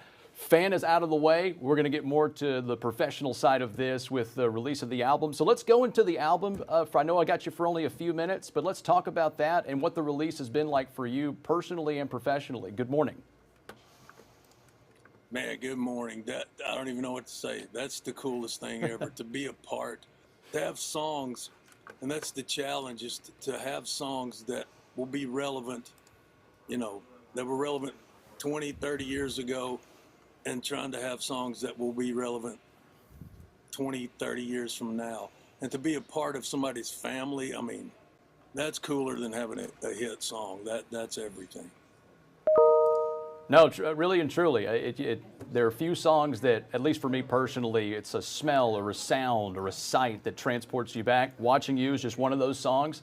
So when people say, I've never heard of Rodney Atkins, I'm like, yes, you have. Let me play Watching You, and then you're suddenly transported back. So talking about the album, there's some recreations you've done. We can go right into Watching You 2.0, where you performed this particular track on the album with your son. What was that like for you to kind of have that full circle moment where, I mean, you're singing about parenthood, and I've got 2 kids of my own. I've got a third on the way, a son. So a lot of this stuff is hitting me as a young dad. You know, the lyrics hitting you about how your kids are watching you, and for you to perform that with your son, you know, going on 20 years later. What was that like for you as an artist and a dad? Yeah, it was crazy. I was shy growing up. He's that way. I didn't think he had any interest in you know, wanting to sing. And my wife, she just sweet talked him and convinced him. I think she made him his favorite chicken casserole, and got him to, it was a TikTok. She said, just sing one chorus, just one chorus. And he did, and it was 13 million views later. She said, okay, boys, you got to do the whole song. And, you know, as that thing came together, he's a good singer. And it's kind of the way the song was always meant to be, the kids singing the choruses. And I kind of like this version even better. But yeah, Watching You 2.0 is on this new album, this new True South album. We've got to perform it together a couple times too. At the Ryman last year, we played at Nissan Stadium. It's pretty surreal for him to be coming out singing that song with me. No, it's awesome. So back to the album, you know, it's all encompassing of, you know, your many years in the industry. You've got one particular track on there, The Years Are Short. It's just a lot of what I'm getting, just like I said, as a young dad, is the embodiment of parenthood, growing up with your roots in the rural South. You know, take us to that inspiration. You know, what, you know, for country artists who are like you, who've got decades under their belt, what still keeps you motivated to push out music like this, drawing from this inspiration? You know, I'm saying about the same thing. I can remember going back when I was doing the Going Through Hell album, where the original Watching You was. I was drawn to songs about life, like Watching You, If You're Going Through Hell, and These Are My People, and Cleaning This Gun. And it was songs about life. And I kept being encouraged by some of the folks at the record label. I needed to sing more love songs. Got to sing the love songs. And I was just drawn to live songs, and the label really got on board and supported me trying to have a career on those kind of songs. And that's what this is. There's a couple of personal, I guess you could say they're love songs, or kind of life love songs on the new record. But I say I'm singing about friends, family, and the good Lord. That's what I've always tried to sing about. And this album is really about that. And I think relatable to folks just trying to raise their family and, you know, do the best that they can. No, I love it. A lot of that stuff resonates with the, you know, the core country music audience. I got just one last question. It's just final thoughts. You know, as we're a month into this album release, you know, what has some of the feedback been from your fans, your community, to hear some of the old with a new twist on it, kind of like, you know, been Watching You 2.0, but also some of the new stuff that you've added? You know, what's that been like as you've kind of been on this tour? It's been amazing. I've been pleasantly surprised. Reviews in the past of my past albums, I had to learn to have some thick skin because there were some brutal reviews. This has been really cool, man. People are telling me, most of what I've heard is this is their favorite album that I've ever done. So I'm so stoked about that, to be at this place now. And, you know, I took my time making this record because I wanted to have something special. And it's been amazing. And we're getting to play these songs out live now, so it's a lot of fun. Awesome. Well, True South is out, folks. It launched May 29th. It's been out on your favorite streaming channels. You can listen to some of that old stuff with a new twist, some of the new stuff from Rodney Atkins right here from the Action News 5 Digital Desk. Rodney, thanks so much for coming on. Really appreciate you, and best of luck with the duration of this album release. Guys, welcome back to the Action News 5 Digital Desk. We've got a special guest for us, a recurring guest from what it sounds like, but a first guest for me. He is Dr.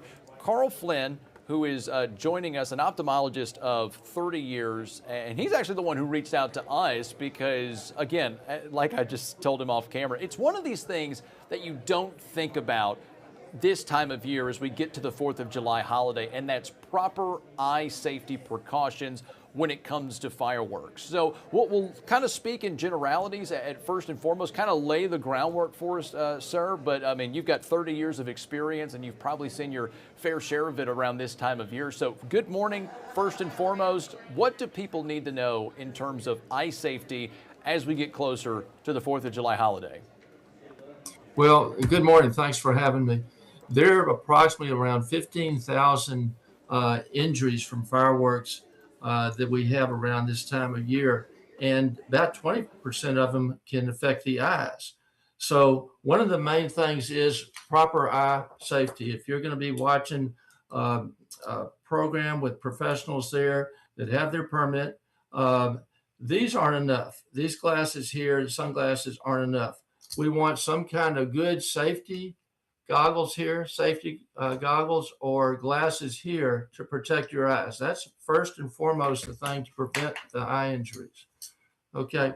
Secondly, it would be good to just observe these and be about 500 feet away from them, wearing your good eye care products there to keep from having a problem. If we did get an injury, okay, what do we do then? Okay, first thing is don't rub it. Don't rub your eye. Don't put any tap water in your eye. Don't put any kind of pressure on it at all. In fact, I made this one of these little cups. You can use a cup here and make some cuts in it with the scissors here. I've pre-done this. Made some cuts here and then tape it up. And what you could use this as a shield, and you would use this as a shield if you were injured in the eye. And then you could put that on here just like that. Put that on there and tape it and you've here. got the ready. bottle. You were ready Yes, for this. I'm ready. And we got that, and then you go to the emergency room, and then they would call their ophthalmologist there and come in to see you. But yes, don't rinse it out. Unlike other chemical injuries and such to the eye, do not rinse this out. But put this protective cup over or whatever you can find, but don't put any pressure on the eye itself. You put the cup around on the orbital bone there and tape it there. And that shield doming over the eye will protect it until you get to the emergency room. Got it. And, you know, I know your expertise is pediatric ophthalmology, so you work a lot with kids, but I think of, you know, just last summer, we had an NFL player, Jason Pierre-Paul. He lost a finger to a firework injury, and I think that got a lot of headlines in terms of fireworks safety. And so, you know, this is not just relegated to the kids. Like, this is also to the adults too, that you can never be too careful, especially when it comes to an eye. Maybe I missed this, but I'm curious, like, how much of those 15,000, that number you mentioned off the top, are adults? Well, most of them are kids, and most of them are kids, and it's mostly boys, and around 15 and under. You'll see that a lot with these bottle rockets. I mean, those are notorious. I would just stay away from the bottle rockets because they can go anywhere. And if they go near the eye or in the eye, certainly they can rupture the globe there, cause penetrating, perforating injuries, damage the cornea, which is very, very painful. Get in the back of the eye, the retina, cause retina detachment. It could be irreversible, poor vision for the rest of our lives. So we need to be very careful.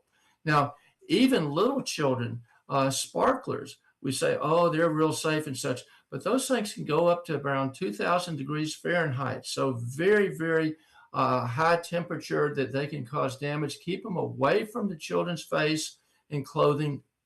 After you've used those sparklers, throw them in some water, like a bucket of water. Make sure they're doused real well. And again, these things are not harmless. So be careful with the sparklers. No, certainly. And, you know, it's good that we're doing this now because, you know, this is the South. We kind of celebrate July 4th a little bit early, but some, you know, even the weekend before. Hey, there we go. America 250. You know, a lot of We're ready. firework presentations. We're ready. We just have to be careful and be smart. That's it. We just got to be careful and be smart. Hey, you could have summed it up like that, and we could have been off the air in less than 30 seconds. But Dr. Flynn, we really appreciate you being on here and providing more insight. Is there anything else you'd like to add? You know, we've talked about what to do should worse come to worse. You know, prevention on the front end to try and prevent that. You know, even like that helpful tool with the styrofoam cup, I do appreciate that model. But anything just, you know, gauging your 30 years of experience in pediatric ophthalmology as we get closer to this year before we wrap up this interview.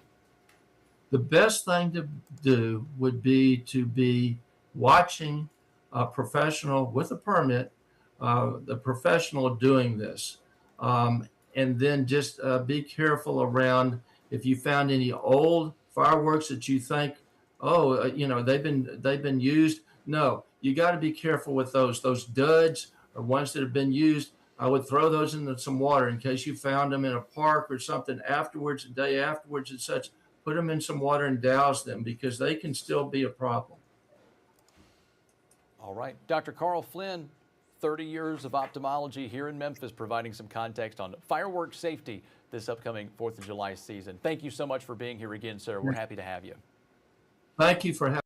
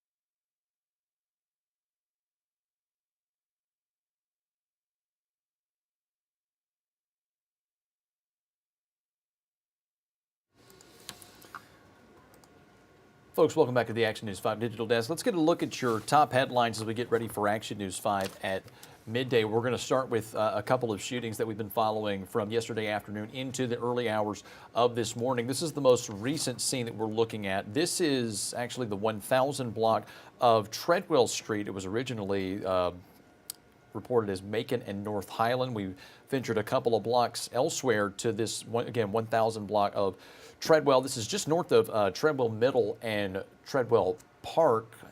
Investigators were seen coming in and out of a particular home labeled 1055. You can see it right there, coming in and out, examining evidence. We don't know much about this shooting yet. We have an outstanding inquiry with Memphis Police to try and find that information, but dispatch did confirm it was a shooting, and so we're looking to see what we can provide with an update in the very near future. Something we do know about, and actually I have to look at a completely different script because, bear with me folks, we did just get an update from Memphis Police on this one. This was confirmed to be a shooting that put one person in the hospital in non-critical condition. So this is the one gas station. You're going to see the sign. I mean, the one is the name of the gas station. This is near, there it is. This is near the intersection of Danny Thomas Boulevard and Dr. Martin Luther King Jr. Avenue. A victim was transported to the hospital in non-critical condition. As I said, you saw that Nissan SUV with a shot out driver's side window, both driver's side tires shot out from gunfire. This actually stemmed from another location about a mile away, also in downtown Memphis, near the intersection of E.H. Crump and Latham. Driver then veered about a mile away to this gas station, and that is where this scene took place. Multiple agencies seen there, including National Guard, Memphis Police, Memphis Fire. We'll see about any suspects, but we are told this is an ongoing investigation in downtown Memphis. Switching gears now, I told you some of these stemmed from yesterday afternoon. We've got a burglary suspect in critical condition this morning in the hospital after being shot by a tenant at an apartment complex. Memphis police said this happened around 3 yesterday afternoon at the Greenbrook at Shelby Farms. The suspect, the person in critical condition, allegedly broke into one of these apartments. Investigators say later the tenant walked in and found the suspect taking his TV off the wall. The tenant then told officers that the suspect reached for a black bag, and that's when the tenant fired 2 times. Officers later found the suspect with critical gunshot injuries. At last check, he is still in the hospital. Memphis rapper Moneybagg Yo being sued by a woman who says she helped build his brand.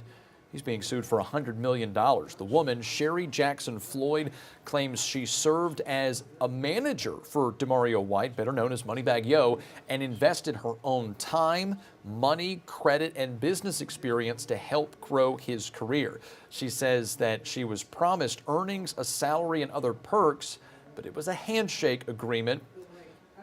The case is scheduled for a court hearing on July 16th.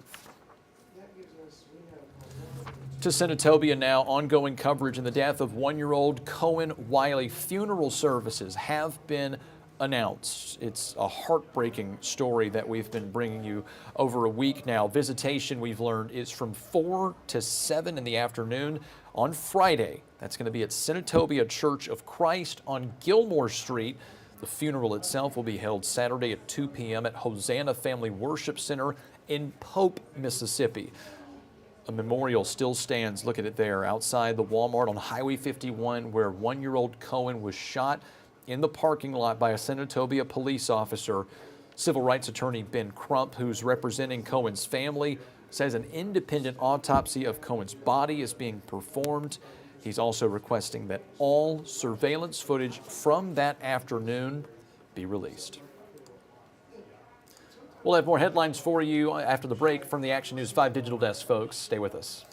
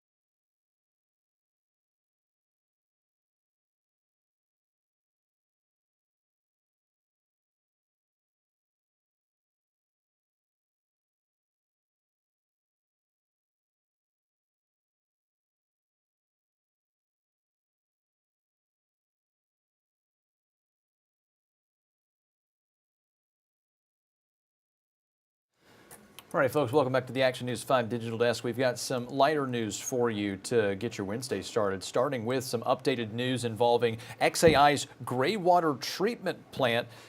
XAI owner Elon Musk says construction of the plant could pick back up before the end of the year.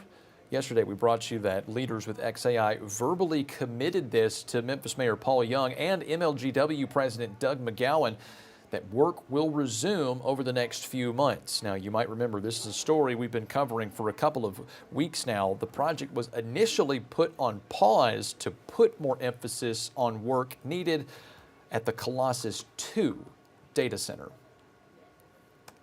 More budget talks at Memphis City Council, and last night the city approved the nearly $900 million operating budget last night. What you're looking at now is MATA releasing new numbers showing improvement. However, public transit and other groups say they did not get the added funding they had requested from Memphis City Council in that approved budget. Advocates say council members needed to invest more money to improve bus services, and those early numbers were their justification for that. But advocates say the state of transit is affecting the city's economic growth. In other budget news, the city also rejected a 5% pay raise for sanitation workers. Instead, those workers will receive a $2,000 bonus. It's no secret, folks, buying a home is expensive, but a bill designed to tackle housing affordability is heading to the desk of President Donald Trump. The legislation encourages developers to build more homes and asks local governments to reform zoning laws and lift permit restrictions. The bill will also limit large investors from buying up single-family homes. Both Republicans and Democrats supported this legislation, and President Trump says he intends to sign it. Arkansans with SNAP benefits, listen up. The natural state is moving forward with new limits on what you can buy with SNAP. The state was not included in a recent federal judge's recent order blocking similar nutrition waivers in 5 other states, one of those being Tennessee. Now that means Arkansas. There is a waiver still set to take place July 1st. Under this change, SNAP benefits can no longer be used to buy certain items, including candy, soda, and some other unhealthy drinks. State leaders say the goal is to encourage healthier food choices for families using the SNAP program. I've got friends in Austin, and if you do too, you can't fly Delta anymore because the airline will cancel its nonstop route from Memphis to the state capital of Texas. Our NBC affiliate in Austin reporting that a spokesperson said it's, quote, to better align with demand, end quote. Flights will end October 5th. Delta will reach out to you if you have a trip scheduled. This will leave Southwest as the only airline offering nonstop routes to Austin, but those flights don't start yet until October 1st. I said it before and I'll say it again. Don't look at that date. I'm just throwing it up so I can read a script. You got another chance to see Alabama if you missed your chance to grab tickets at the Memphis Botanic Gardens. Live at the Garden. It's been rescheduled to September 3rd, not 9th. Listen to the sound of my voice. 3rd. Not 9th. June 13th was the original date. It was rained out. Get your tickets or get a refund. You have until August 20 to make that decision. If you want to buy tickets, they're on sale right now. To college sports, Division I athletes in the NCAA are now allowed 5 years of competition during their college career instead of 4. This comes after the association approved an overhaul of rules for student athletes. The age-based eligibility model goes into effect for athletes who still have eligibility after the 2025-2026 school year. The clock begins when an athlete first enrolls in college or at the start of their 19th birthday, If you didn't see it last night, let me be the first to tell you Duke's Cameron Boozer is now a Memphis Grizzly, the 3rd overall pick of the NBA draft. Boozer, the consensus National 8 Player of the Year. He is 6'8" of pure Grizzly now. He averaged a double-double in college while leading his team to the Elite 8. NBC Sports calls him a, quote, good choice for any franchise looking to reset after the Grizzlies season. You would think we'd be looking for something like that. Now that welcomes Boozer to the Beale Street Bears. It's a loaded draft class, so there were a lot of people. Boozer could have easily gone number 1, as many basketball fans know. We're glad he fell to 3rd. He rounds out the front court with the future of the Memphis Grizzlies, including Zach Edey, Cedric Coward. It's going to be an exciting season. And he wasn't the only one. You might remember, we had 2 first-round picks. And also, we selected this guy, Kareem Lopez. Now, if you were following along, which it was hard to, folks, I was left perplexed. What were we doing, I thought? But Zach Kleiman is playing chess, not checkers. We had the 16th pick, then it was the 17th, and then we got Kareem Lopez at 21. What did we get for him? Well, we got not 1, not 2, not 3. I'm going to fast forward 5 future second-round picks. Now, the 19-year-old is the first Mexican-born player to make it in the first round of the NBA draft, and he's already spent 2 years playing professionally in New Zealand. Round 2 of the playoffs starts tonight at 7 o'clock, and the only local Memphis Grizzlies TV station is us, Action News 5. Sports director Doc Holliday there with photographer Adam Chrysler is in the Big Apple right now. They did an exclusive interview with both Cam Boozer and Kareem Lopez, great stuff there from Doc. Excited to see what he brings us from round 2. But you'll have to find out on Action News 5 tonight at 10 o'clock. See the draft at 7 o'clock. Those are your headlines, guys. Coming up after the break, a look at weather with First Alert meteorologist Patrick Ellis. Stay with us.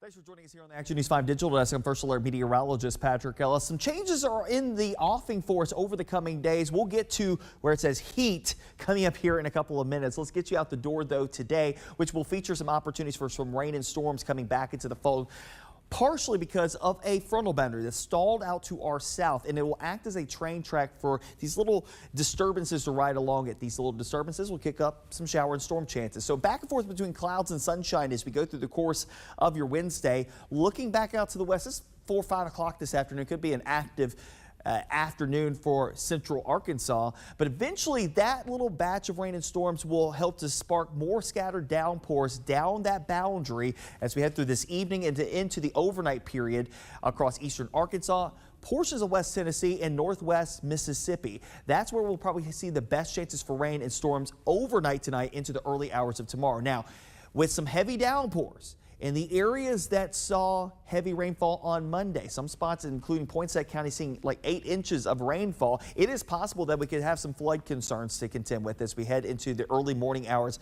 of your Thursday as that system comes and goes. Now, the system will fade away as far as coverage of rain is concerned for a couple of hours after sunrise, but then we'll have some spotty activity redeveloping through the course of the day, back and forth between clouds and sunshine, middle and upper 80s as we head through your Thursday, as we get ready for the front to continue its trek farther to the north as we head through the overnight period of your Thursday into early Friday. Keep in mind, again, we're still going to have these back and forth opportunities for rain and storms that we'll contend with as we head through that time frame. So if you're looking at the higher rain chances, it's actually kind of devil in the details type of situation.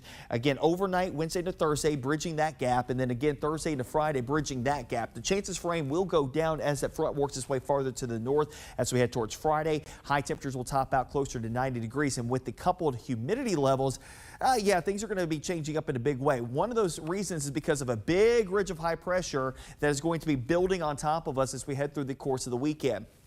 This is not the strength of the high just yet.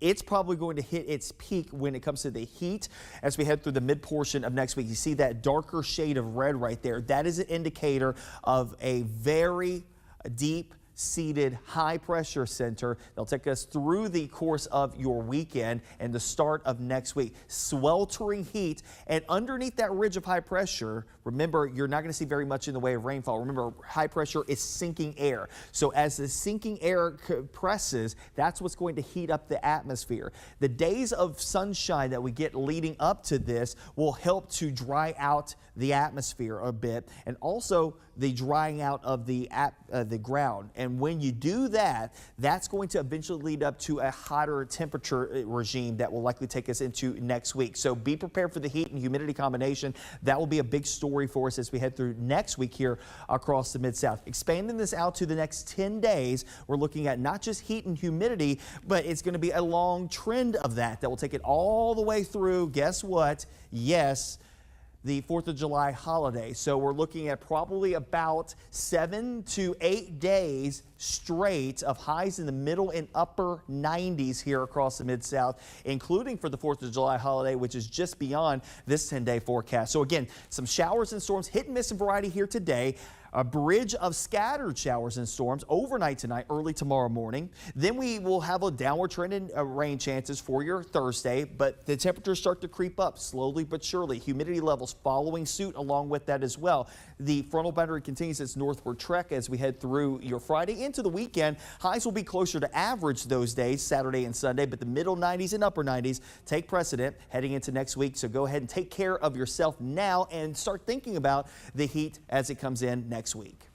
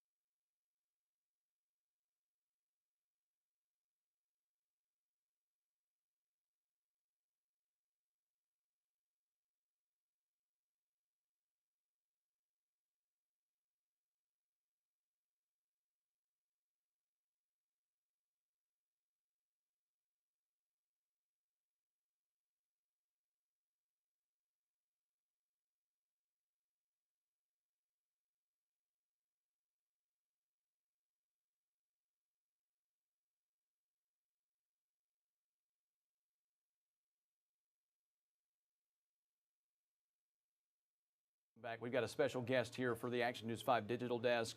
One of the great Memphis Tiger alums of recent memory. You know him, the speedster. It's Calvin Austin III joining us to talk more about his second annual football camp. We had some success last year. We're coming back for year 2. Calvin, first of all, good morning. I just want to ask you, everything's always, let's see how this goes with first-time things. So football camp last year made a lot of strides, welcoming dozens of kids from the Memphis area. We're back for year 2. What are some of the things you learned from last year, and what are you hoping to build on as we get ready for year 2 for this upcoming football camp? Good morning.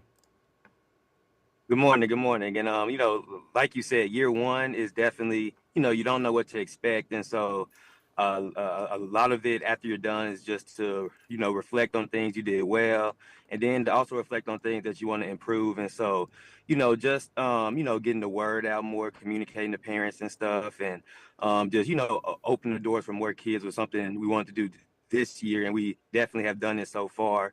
We like almost surpassed the amount of people we thought we were going to have. And so that was one of the biggest things, one of the things we wanted to improve on, and one of the things I think we definitely did this year.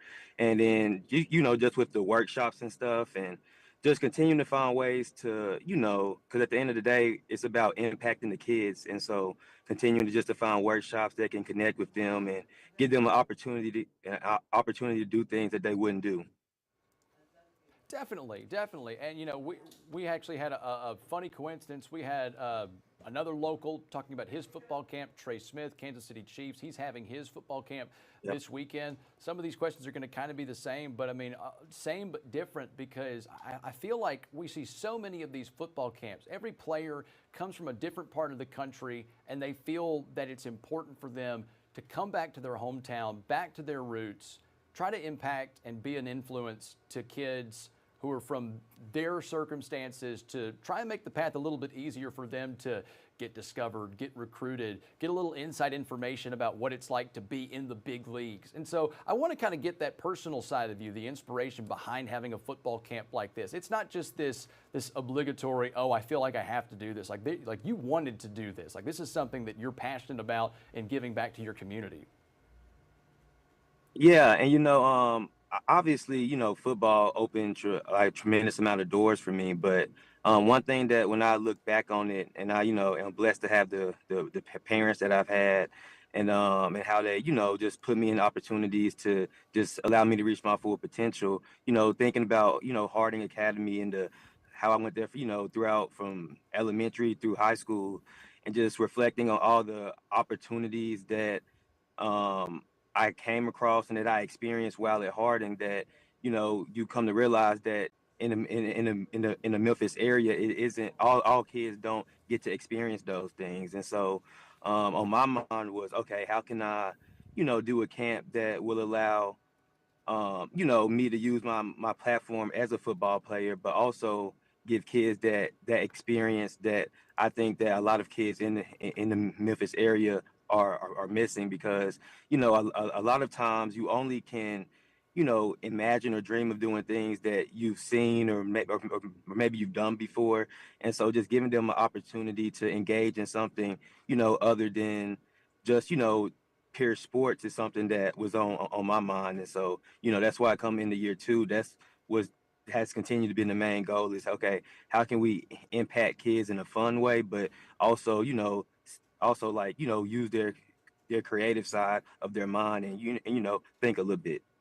Right, right. So we'll talk about the kind of the nitty gritty, the nuts and bolts of the camp. It's going to be July 10th. It's for kids grades 8 through 12. And I feel like there's always something in a name, Set for Life STEAM Camp. What was the inspiration for those who are just learning about this for the first time? What went into naming this camp, and what's the inspiration behind it?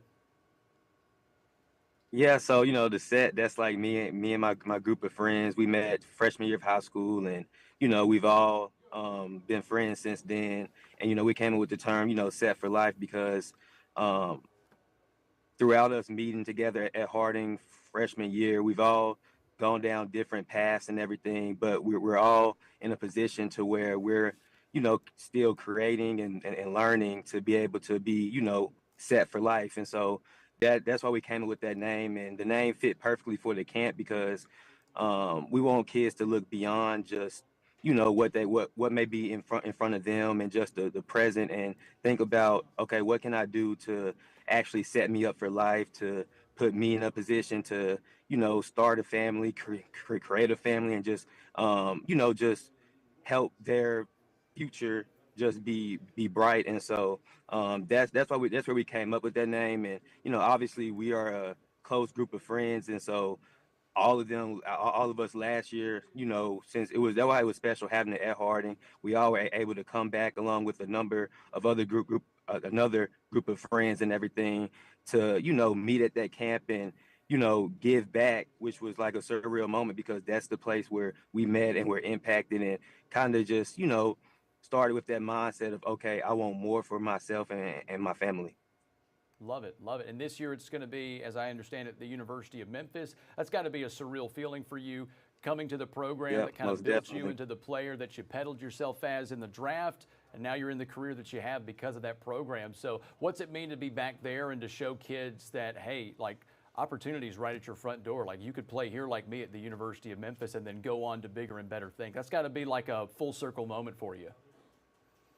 Almost definitely. And that's why I said, like, first year, obviously having it at Harding, like, boom, that's a surreal moment. And then, going into year two, having it at the University of Memphis, like, like, it doesn't get too much better than that. And that's really, how I want it to be done, because I just wanted to be at a place where I've truly been impacted. And to go from Harding right to Memphis, that's a place that, made me, and, I have a lot of supporters that are helping out with the camp from Memphis. And so, just to come back to the university, just to be back on campus and everything is something, it's just inspiring. And I hope that, other people are looking at this and be like, wherever you go, whether, you're going to work across the country or wherever you go, just never forget about home. And, just remember to just have those people that, help you get to where you are. It's always good to, give back and come back and show love.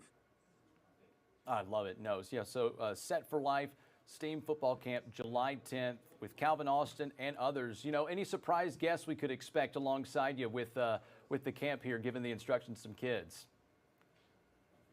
We're still finalizing a few things. So, last year, that was one of the things we wanted to do, and we had some special guests that come. And so, this year we're still finalizing some things. So, just continue to stay tuned. And like you said from the beginning, this year we're very, very confident that we're going to make this year too bigger and better. I love it. Yeah, we'll keep it a secret. Don't worry. Yeah, keep it a surprise for folks. Well, hey, just Memphis, checking on Memphis, man. How are things going for you? You're now in New York. You're getting ready for another season. How's the transition been as you get ready for this next season in the NFL? The transition has been great. You know, it's funny because when I tell people about the first day, I was like, it's like the first day of school. You know, you get there, I'm like, you know, asking where some of the stuff is. I don't know majority of the people I meet. That was like until I feel like the second or third week, I like talk to somebody that I've been talking to. I'm like, I'm sorry to say this, but can you please remind me your name? But no, it's been super cool. I think one of the coolest transitions is going from, you know, Coach Tomlin to Coach Harbaugh. They're both tremendous coaches, and so he just continued to like build this culture with the Giants. 'Cause obviously, this is his first year, so you know, how it's cool to see how he's establishing his culture and just seeing how we've been, how we started from the first day to now. You know, we put in so much work and just gotten better and just closer as a team that, you know, it has us really excited going into this little break, and then, you know.